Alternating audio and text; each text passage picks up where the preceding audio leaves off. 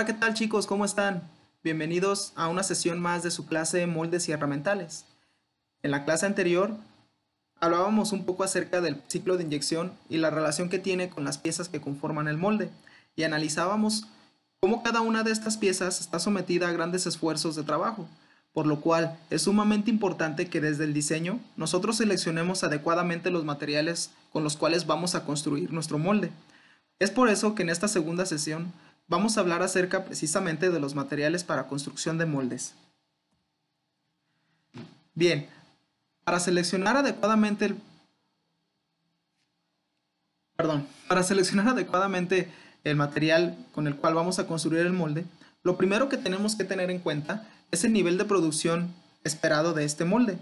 Y este nivel de producción se puede dividir en tres diferentes tipos, que pueden ser molde prototipo, molde de baja o mediana producción y molde de alta producción. Para los moldes prototipo, utilizamos materiales que son más ligeros y maleables como el aluminio y el bronce, porque estos son moldes pues son utilizados para un volumen muy bajo de producción. Para una producción mediana o baja, utilizaríamos aceros al carbón y aceros aleados. Y para una alta producción utilizaríamos aceros aliados, grado herramienta, aceros especiales e incluso agregaríamos algunos tratamientos térmicos para mejorar las propiedades mecánicas de de nuestro molde. Es muy importante que recordemos que un molde de alta producción debe de ser capaz de producir cientos de miles o quizás hasta millones de piezas por año, por lo que es importante desde el diseño tener una selección muy estricta y adecuada de los materiales que vamos a utilizar para su construcción. Como sabrán, pues bueno, producir un molde un molde de alta producción, pues es bastante costoso. Es por eso que los materiales no ferrosos se utilizan por lo general para realizar prototipos. Los prototipos o moldes experimentales normalmente se usan para fabricar un volumen no mayor a 100 piezas, con el fin de definir el diseño óptimo de la cavidad antes de fabricar un molde de alta producción. Muy bien, como ya les comentaba, estos materiales normalmente son el aluminio y el bronce. El aluminio, por ser un material maleable y ligero, puede hacer que el proceso de manufactura de este molde prototipo sea bastante económico en comparación de un molde que ya está hecho con aceros aleados. Además, es un material abundante en el planeta, por lo cual sería casi imposible no encontrar un proveedor de este material.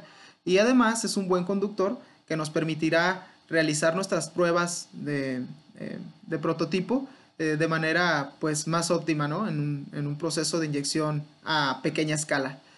También el bronce es uno de los materiales más utilizados para este fin, ya que al igual que el aluminio es maleable y ligero, por lo cual las operaciones de mecanizado que se realizan para fabricar el molde pues son bastante económicas y rápidas. Además es un excelente conductor térmico y resiste muy bien la fricción, que recuerden que es uno de los factores principales que debe de resistir nuestro molde para poder tener una buena vida útil. Y en el caso del bronce, en el caso de los prototipos, pues el bronce viene a ser una buena opción debido a precisamente esta propiedad de resistir a la fricción mucho mejor que el aluminio. Muy bien, entrando al terreno ya de los moldes de mediana y baja producción, podemos encontrar que aquí podemos usar aceros de bajo contenido de carbono, que son aceros que contienen menos del 0.25% de carbono y se emplean en una amplia gama de aplicaciones, desde estructuras de ingeniería civil hasta, por ejemplo, los herrajes que hay en las ventanas de nuestras casas. Son aceros muy comunes, pero que también tienen ciertas propiedades que nos permiten utilizarlos en un molde para pues no generar más de 10,000 piezas, por ejemplo. Y de este modo pues podemos encontrar un material económico que sea rentable para la poca producción que va a tener este molde. Aunque estos moldes, aunque son de mediana y baja producción, si nosotros les damos el mantenimiento adecuado, pueden llegar a tener una vida útil pues bastante elevada y rentable. Los aceros al carbono también pueden ser reemplazados por aceros al carbón de alta maquinabilidad, que son aceros que contienen azufre que se combina con el magnesio para favorecer la formación de virutas durante el corte. Recuerden que una de las etapas más importantes de la manufactura de moldes es precisamente el mecanizado, que es moldear la pieza a partir de herramientas de corte, y pues bueno, tener un acero al carbón de alta maquinabilidad pues va a favorecer el maquinado, haciendo que este proceso sea más rápido y económico para la fabricación del molde. Muy bien, y ya entrando al terreno de los moldes de alta producción, pues entonces entraremos al terreno también de los aceros aleados, en donde vamos a encontrar que además del carbono, otros elementos químicos pueden modificar las propiedades del acero. Las aleaciones mejoran las propiedades mecánicas del acero y modifican sus propiedades termodinámicas. Los elementos de aleación pueden clasificarse en dos grupos principales: los elementos que se disuelven en la fase ferrítica, como el aluminio, el silicio, el cobre, el cobalto y el níquel, y los elementos que se combinan con el carbono para formar carburos, que pueden ser el magnesio, el cromo, el tungsteno, el molibdeno, el vanadio y el titanio.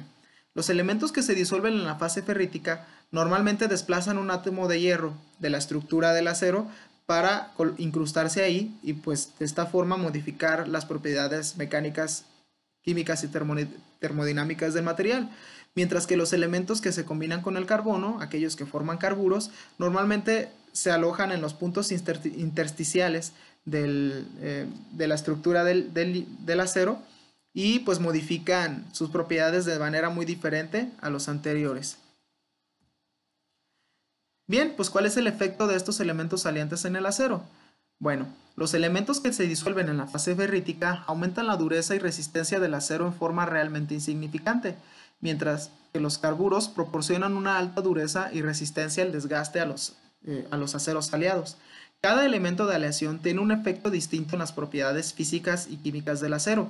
Y aquí vemos cómo un elemento de aleación se va a incrustar en la en la estructura del hierro, para así pues modificar sus propiedades.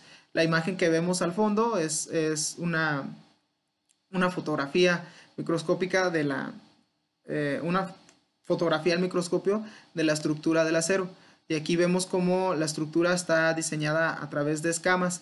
Estas escamas se les llaman granos y dependiendo del tamaño de grano que tenga el acero, pues va a cambiar o modificar sus propiedades mecánicas. Muy bien, en estas tablas vamos a encontrar los diferentes elementos que se utilizan de aleación en los aceros, el efecto que tiene en el acero, el efecto como carburo, la función que tiene en el material y las aplicaciones que pueden tener. Es importante que analicen esta tabla porque de aquí se va a derivar la actividad de esta sesión. Muy bien, voy a explicar un poquito nada más algunos elementos para que quede un poco más clara esta tabla. El primer elemento que encontramos es el níquel y el efecto que tiene en la ferrita es aumentar la resistencia y la tenacidad del acero. La tenacidad es básicamente esa flexibilidad que va a obtener el acero y que le va a permitir deformarse bajo bajo un esfuerzo de compresión, le va a permitir deformarse durante un esfuerzo de compresión, pero dándole la oportunidad de regresar a su forma original sin romperse. Es decir, esa tenacidad es cierta flexibilidad que tiene el material a partir de la aleación con el níquel. El efecto como carburo, bueno, este no genera carburos, no se combina con el carbono del acero, sino que se combina con la fase ferrítica. Y la función que tiene es incrementar la tenacidad, la plasticidad y la resistencia a la fatiga. Amplía el intervalo de temperaturas para tratamientos térmicos.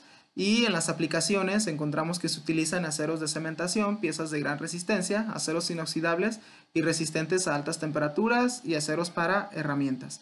Gracias a la tenacidad que aporta el níquel al acero, puede utilizarse en todas estas aplicaciones. Un acero de cementación es un acero que puede adquirir un tratamiento térmico llamado cementación, que básicamente es un tratamiento que endurece superficialmente una pieza de metal. Otro elemento que podemos analizar, por ejemplo, sería el magnesio. El magnesio aumenta la dureza del acero, tiene una capacidad tiene buena capacidad para formar carburos, es decir, se combina con el carbono del acero. La función que tiene es inhibir la influencia del azufre y el oxígeno, es decir, evita que surjan grietas en el material. Es un desoxidante y ayuda a controlar la porosidad del material. Permite la laminación y la extrusión del acero. Y su aplicación es en aceros de gran resistencia para herramientas, mordazas de máquinas, trituradoras, excavadoras, etc. Es decir, el magnesio pues es un buen elemento de aleación y le da propiedades mecánicas que permiten básicamente al acero producir piezas de uso rudo. Bien, aquí es la continuación de la tabla anterior y también vamos a encontrar otros elementos de aleación, como por ejemplo el titanio, que es un elemento bastante particular que va a mejorar en gran medida las propiedades del acero a través de un sistema de endurecimiento por envejecido en aleaciones con amplia concentración de titanio y hierro. El efecto como carburo tiene una gran capacidad para formar carburos, o sea, es el elemento que tiene la mayor capacidad para formar carburos en el acero. Y bueno, la función que tiene es desoxidar el acero y refina los granos. Actúa como estabilizador de los carburos e inhibe la corrosión intercristalina. Cuando hablamos de los granos, recuerden que estamos hablando de la estructura del acero. Si los refina, quiere decir que los hace más compactos. Por lo tanto, aumenta considerablemente la dureza del material. Actúa como un estabilizador de los carburos, es decir, los carburos no se rompen o no se deshacen a altas temperaturas o a altas concentraciones de presión. Y también inhibe la corrosión intercristalina, quiere decir que la corrosión en los aceros es muy común en estos sitios de aquí, que son los lugares en donde se unen los granos del acero. Entonces, al tener titanio yo como aleación, voy a evitar que la corrosión se genere o comience en esas uniones. Es por eso que este elemento de aleación se utiliza más para fabricar aceros inoxidables.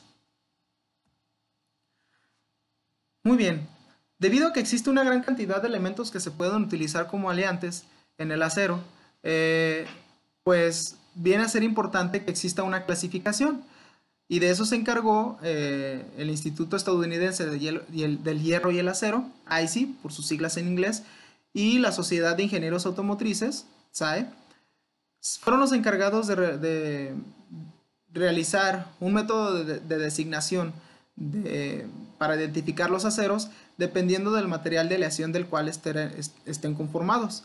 La designación consta de 4 o 5 dígitos y el primero de ellos corresponde al tipo al que pertenece el acero.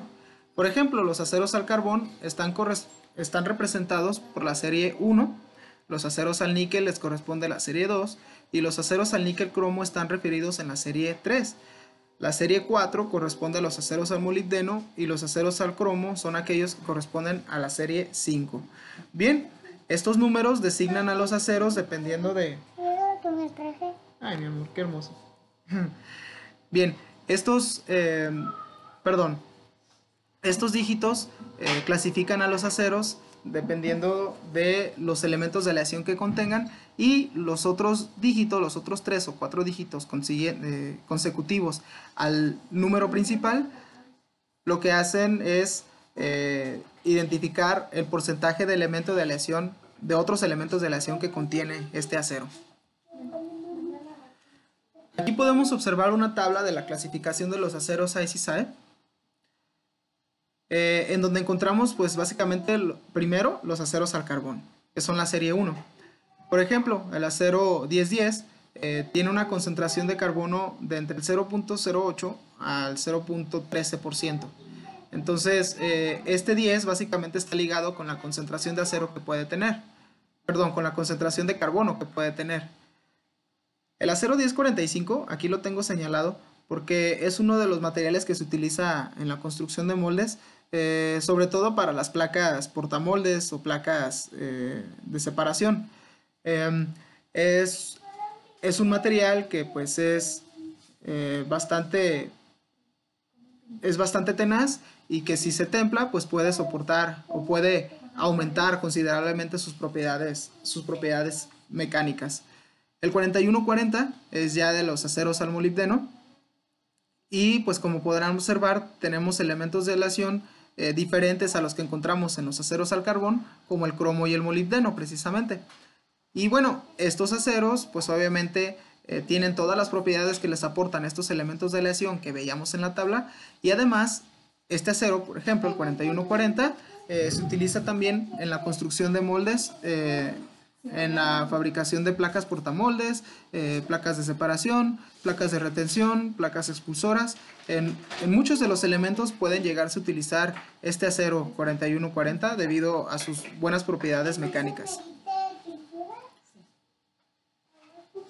Más abajo encontramos los materiales, los aceros de alta aleación o grado herramienta, que son los más utilizados para moldes de alta producción, como son el H13 y el P20, que normalmente se utilizan para fabricar las cavidades, las placas matriz o las cavidades de los moldes. Incluso también se utilizan en la fabricación de los pernos guías y los bujes, porque pues dan buenas propiedades de acabado y resistencia a la fricción en los materiales. Bien, como experiencia personal, el acero entre el acero 1045 y 4140, puedo hacer una comparación. Nosotros en donde trabajamos nos dedicamos a los maquinados y fabricamos tornillos para clampear moldes para una industria automotriz. Estos clamps, estos tornillos, tienen que tener ciertas propiedades mecánicas para poder soportar las altas presiones a las cuales se someten estos moldes y también el peso gigantesco que tienen estos moldes. Estos moldes se utilizan para fabricar chapa metálica, para conformar piezas como el cofre y el chasis del vehículo. Entonces, bueno, normalmente estos tornillos se fabricaban de acero 1045 y se mandaban a temple. Por recomendaciones de la persona que templaba, nos recomendaba utilizar el 4140 porque pues, era mejor y daba mejores propiedades. Sin embargo, cuando comenzamos a fabricarlos en acero 4140, empezaron a notar que estos empezaban a romper. Los tornillos se rompían justo al apriete, ni siquiera cuando estaban trabajando. Los que fabricábamos en 1045 no se rompían hasta mucho tiempo después de ser utilizados o de tener, bueno, pues tenían un cierto límite de vida útil, ¿no? Pero a final de cuentas pues duraban un cierto tiempo, y en cambio los de 4140 se empezaron a romper de inmediato.